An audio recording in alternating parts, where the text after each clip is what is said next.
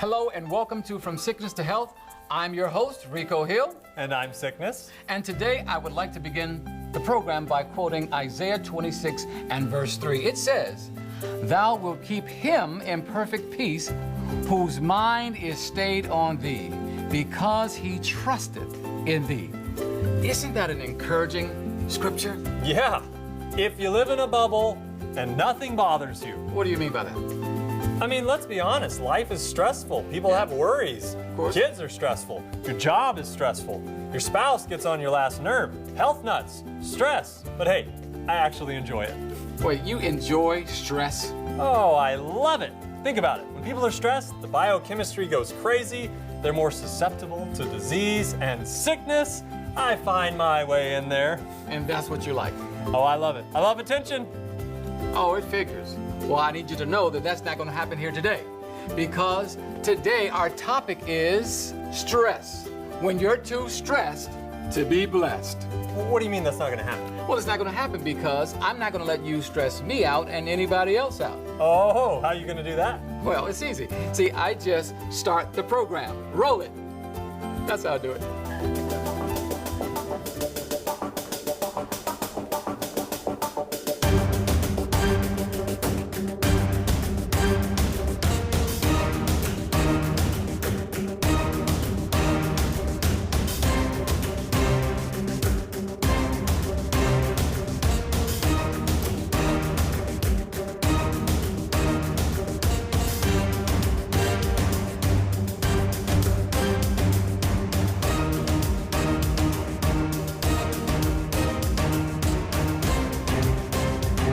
Thank you for joining us here in the studio of From Sickness to Health.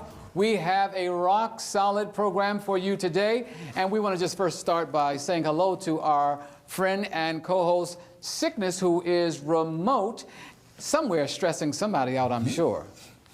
I know that you're going to be working with somebody somewhere in an office causing stress, so we'll be talking to you in a few moments. But in the meantime, I want to introduce to you the guests, our experts today. And we have with us, once again, Dr. Thomas Jackson, who is a doctor of natural health sciences, but also he runs a ministry, a gospel medical missionary ministry in Huntington, Tennessee, where he is the speaker and director, I think for something like 38 years. Is that right? Yes. Well, we're glad you're here today. Welcome to the program. Oh, good to be here again. Oh, we're glad you're here. And joining us today also is Dr. Camille Clark, who is specializing in internal medicine. Thank you for being here today. Thanks for having me. We're going to talk Very about excited. stress. We're going to talk about stress. We are. You're not stressed out, are you?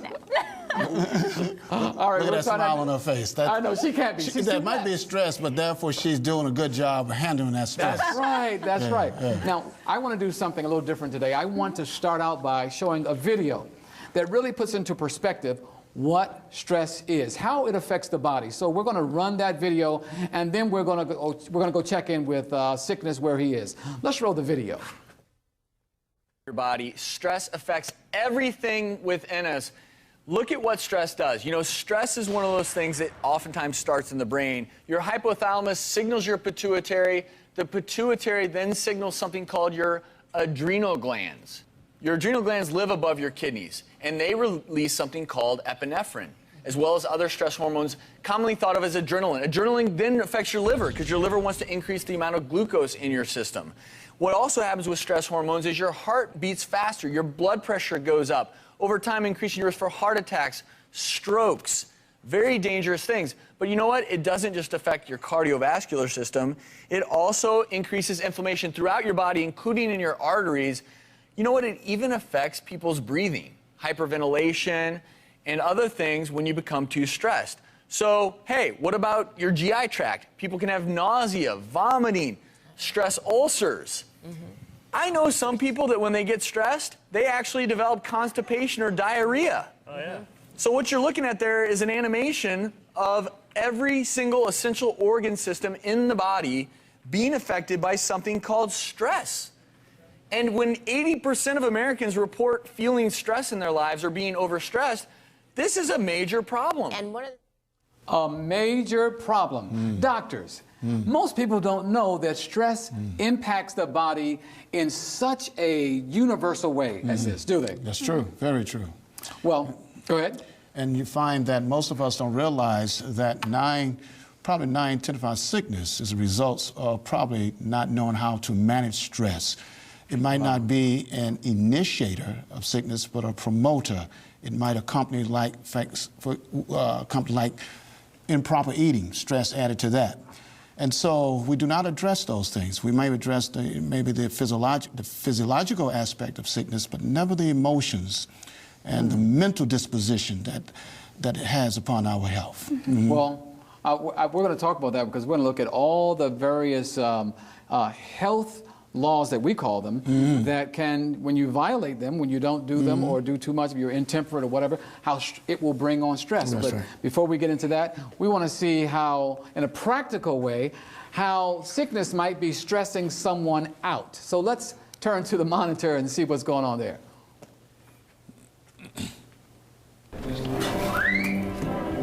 Hello, Rico. I'm here in the office of a great stress candidate. You know, the thing I love about stress is that just about anything can trigger it, especially all these noises and confusion. Notice how it works. Like when something falls on the floor and breaks.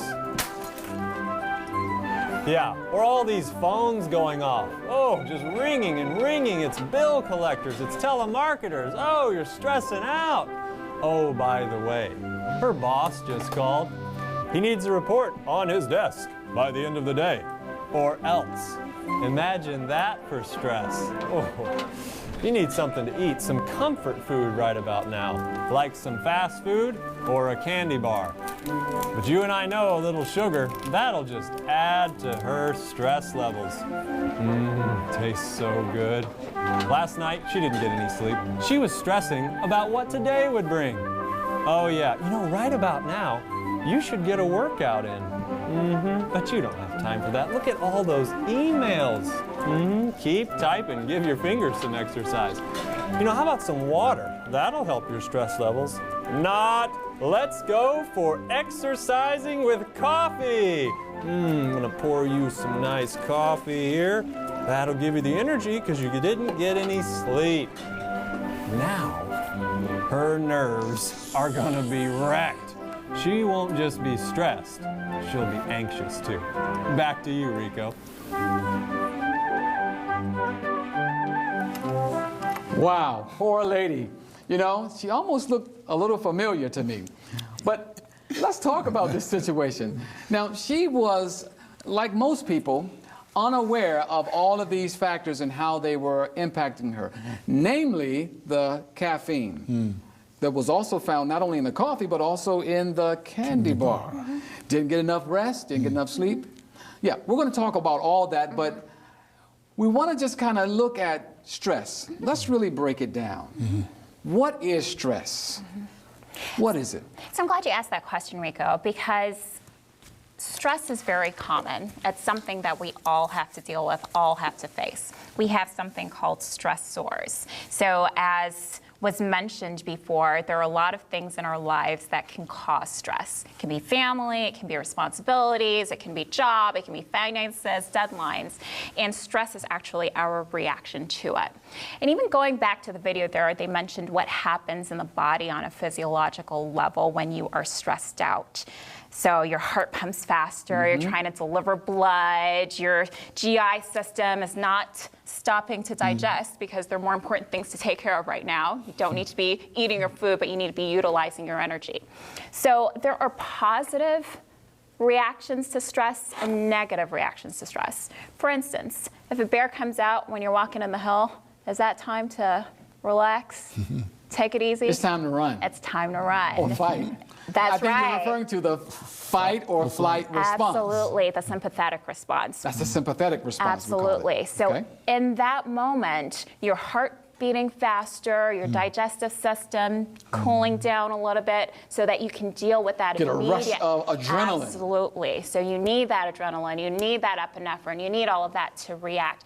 But the danger comes in when you're dealing with that on a constant basis. On a constant basis. And it's having a continual effect on your body and wearing out your system, and you're keeping on going and not taking that yeah. time to rest, to relax, to rejuvenate. Because our their bodies were not made to continually be under right. that amount of stress. That's true. You know what's interesting is that you talk about the bear. The bear, I won't tell the story now, but there was one time that I was on a hike and I was chased by a bear. And I know a little something about adrenaline coming out of your system and just going through That's your all system right. so that you could run. Now, I'm here today because of adrenaline and stress. Now, I don't want to hold you to that, but you know, I've done a little research on bears here. You know, I heard that they can, in a straight line, they can run the speed 19.6 seconds. That's right, that's right. But They you know cannot- what? There's something called angels. Okay, come on now. That's what I figured. Yeah, that's So good. I had the double A. I tell a you. little bit of adrenaline, Adrenaline and some the angels. That's right. So let's continue on with this discussion. So very excellent points about what really is happening. So, but stress is something that is usable. It's good for the body. It's something that we all experience. Yeah. In fact, stress it happens when we're lifting weights, right? Yeah, the tension, the stress upon Tension. the muscles to develop muscles. Stress is valuable in one sense that if you're going to develop mental power, you got to tax your mind. In a spiritual sense, trials and tests brings about developing character. And so when a woman is about ready to bring forth a child, there's stress there in the labor. She can testify to that. No, I one, can't huh? testify Oh, to I'm that. sorry, that's right. I've Okay, seen it, you've I've seen it. then. I've heard, I've seen it in the hospital. So you're you've not seen there it. yet, though. Okay. But stress is valuable, and as is mentioned, it can be also adverse. And one of the things that I understand with stress become dangerous when it exceeds my ability to respond constructively. Yeah. So the intensity of it and the duration of it. And so if it exceeds my capacity to respond, as Doc mentioned, the stressors. I say you've been working for 24 years, you still got a mortgage on your house, all of a sudden you laid off. Yes, yes. All right, that's stress. You've been off for about a year, 2 years. You know, that's the duration, the intensity. So how do we respond to that will determine the impact stress have on my life. You follow what I'm saying? Now, I follow what you're saying. Now, there is a landmark experiment where, and I've heard you share this before, of the cat, because Dr. Clark mentioned that Yes. our digestive system That's right. goes into almost like a hibernation. It stops That's absolutely while right. there is stress. That's right. Now, what is this thing with the cat? And the cat, and I coined that because it's pinching the cat's tail. And there's a doctor from Harvard University did a research on how stress impacts digestive system. This is in the late 1950s, et cetera. So what they did with this cat, they surgically inserted a X-ray machine into the cat to monitor the flow of digestion. So while the cat was eating calmly and purring, digestion flowed smoothly. Then the doctor went over and pinched the cat's tail, and the cat became angry in feline fashion. So that immediately stopped digestion. And so as the cat was calmed down, then digestion flowed back. So what he was trying to determine how stress, worry, anger can interfere with the flow of even digestion. Even the best diet. I mean, you can be on the best organic plant-based diet, which I'm not knocking that, praise God for it, and your body is on unmanageable stress, that food will ferment in your system, therefore producing toxins or poisons. Auto-intoxication. Auto-intoxicating, stress. And so this is why we have to be very mindful of how to address the impact of stress upon our lives.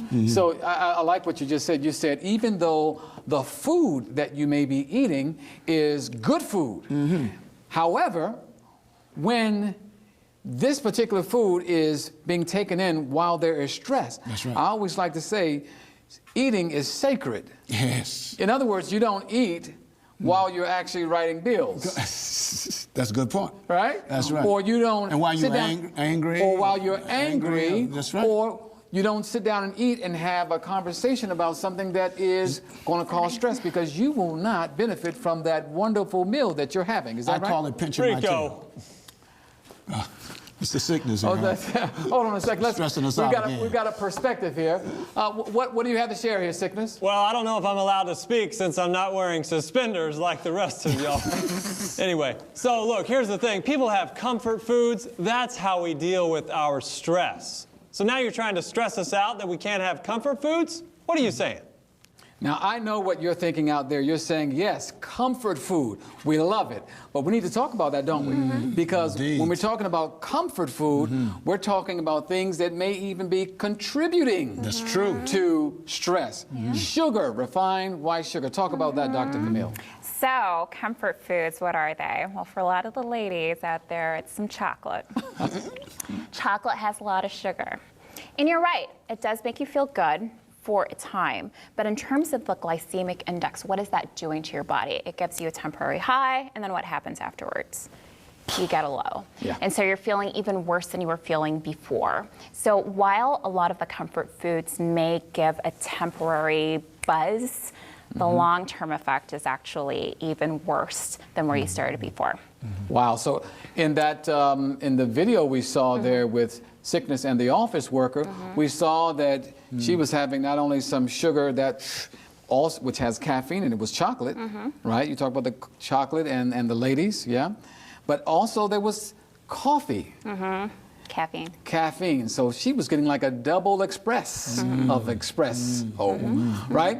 So we see that the foods, what other foods are we talking about that can cause stress? Stress, or as you already mentioned, sugar is one. Sugar is one. Because number one, too, sugar not only robs the body of B vitamins, which is also necessary to support the central nervous system, calcium. We find sugar turns to alcohol in the body. So that means it depreciates oxygen to the brain. And we find that outside of sugar, you mentioned caffeine, the theobromine that's within the chocolate. You find even fried foods itself can suppress the body receptors or stress receptors. You find that without food, dehydration does the same thing. We can go on and on. Those are some of the main foods, sugar, soft drinks. These beverages with carbonated drinks would also produce stress. So all of this attacks the adrenal glands, the kidneys, the liver. These things definitely impact the body to a degree where the body got to cope with it. The body got to adjust with it. If I can just jump in real quick, what we're talking about here is when you're eating processed sugar, you're walking around basically in a pro-inflammatory state constantly. And if you don't believe that, all you have to do is visit, say, a emergency room after Halloween, when people have had, copious amounts of chocolate and white refined sugar. Their immune system is suppressed, and therefore they end up being sick. Stress. There's a stress on the body, and they didn't even know it. That's true. That's right. Let's talk about some other things. How about water? You've got water right here. You drink too much water, you get stressed out, or you don't drink enough? Which is it? When you don't drink enough. When you don't drink enough water. Right, Talk about right. that for a second. So you get dehydrated. The body is made mostly of water, and so when it's depleted and you're not replacing it, then your body's kind of out of balance, and so you do see the effects. I did want to go back a little bit, though, to the sugar thing, if that's okay, just for a moment. So we talk about, sugar is not bad. There are different types of sugars. There are natural sugars, okay? There are natural sugars in the body that are necessary for us to function. If we need to fight or flight or do it, we have to do. We need glucose. That's right. We need glucose. That's what the body, the cells use on an individual level to help you carry out whatever tasks. What we're talking about are the refined sugars, the simple sugars, the ones that are not going to be sustained. Added sugar. Right, the added sugar that are not going to be sustained at a healthy level in your body, but rather is going to give you that spike and then that downfall that's going to cause a lot of the stressful reactions that we're talking about. So I think it's important to clarify, it's not all of it that's bad, but we're talking about the process and the simple and the refined sugar. Thank you for that. Because we would have had people leave from saying, wow, they're saying you can never have anything sweet.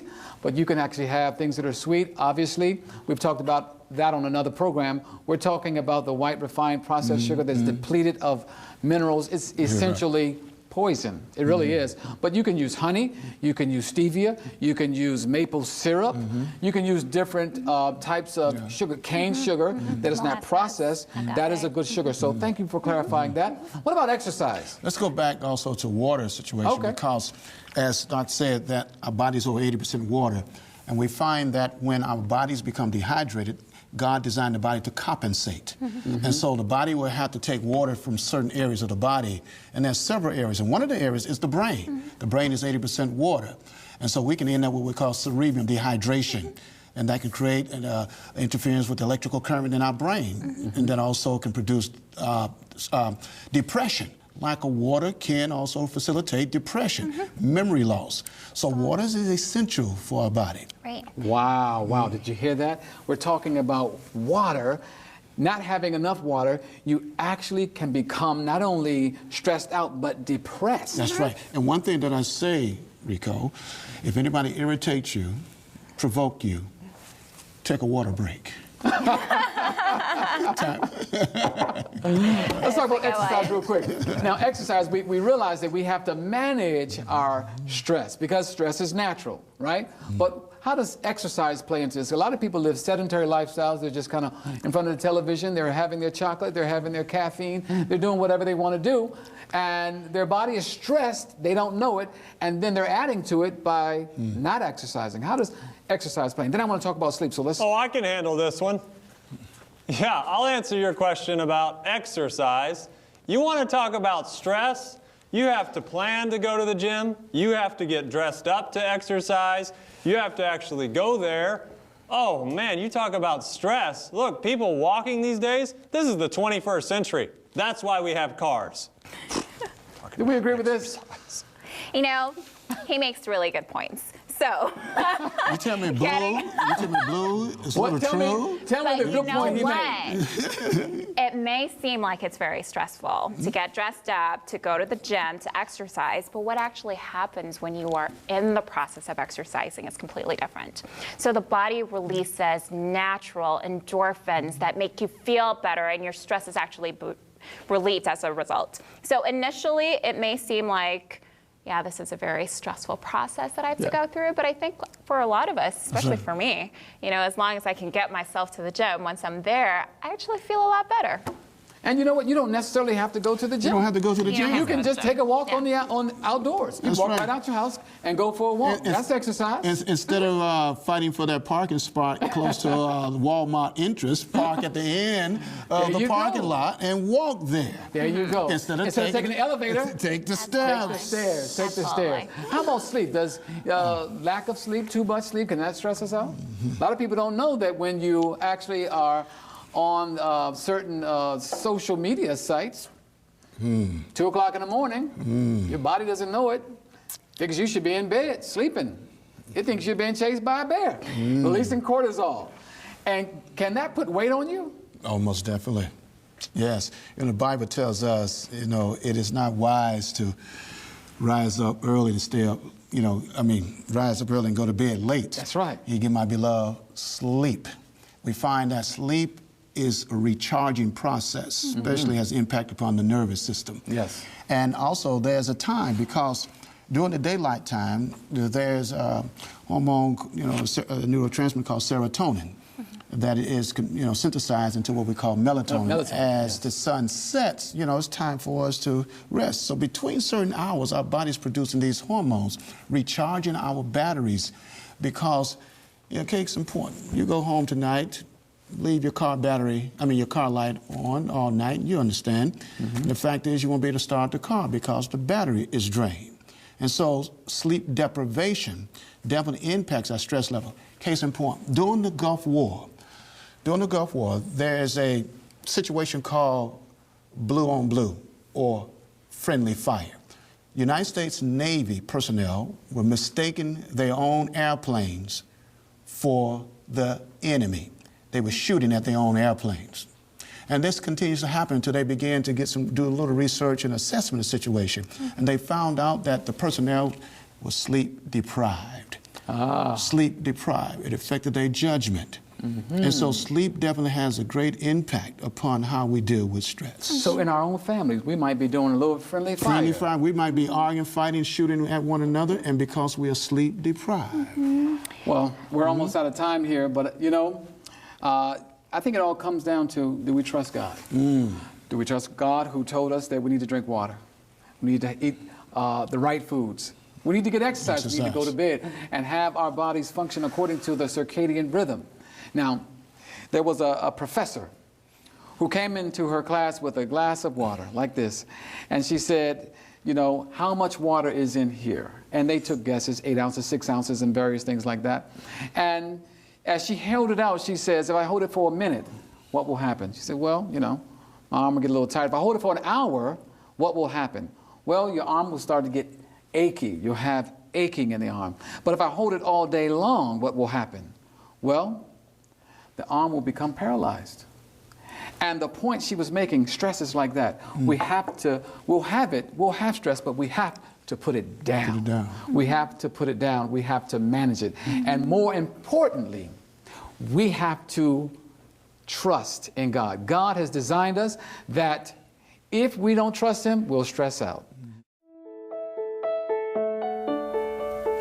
Trust in the Lord with all thine heart, and lean not into thine own understanding. In all thy ways acknowledge Him, and He shall direct thy paths. That's Proverbs chapter 3, 5 and 6. Well, this has been another very informative program, hasn't it? I mean, lots of really good information that I think is going to help people. No? Well, what I think is really fascinating is that when we trust in our own selves, our own ways, and not God, the human body is designed to stress out. We ultimately manage stress by trusting in God. So they say. Oh, you don't believe it? Oh, of course I do. But haven't you learned anything from me today? I really haven't. Okay, I get people to trust me and not what God has said, and then they get sick. I mean, I don't really know what I'm talking about. I just say stuff. But hey, I call it planting reasonable doubt. That's my thing. And I call it sick. No. Sickness. Well, you know what? I can't deny that. You keep trying to cause doubt, I'll just keep sharing the truth that leads not only to health, but also to eternal life. Look, friends, we have an invitation from a loving Savior who has said to us, come, all who labor and are heavy laden with burdens. He promises to give us rest. In other words, trust Him more and stress less. We can cast all of our cares on Him because He cares for us. I cannot say the same for the one who would want to cause you stress. 3 John 2 says, Beloved, I wish above all things that thou mayest prosper and be in health. I'm Rico Hill. And I'm sickness. Maranatha.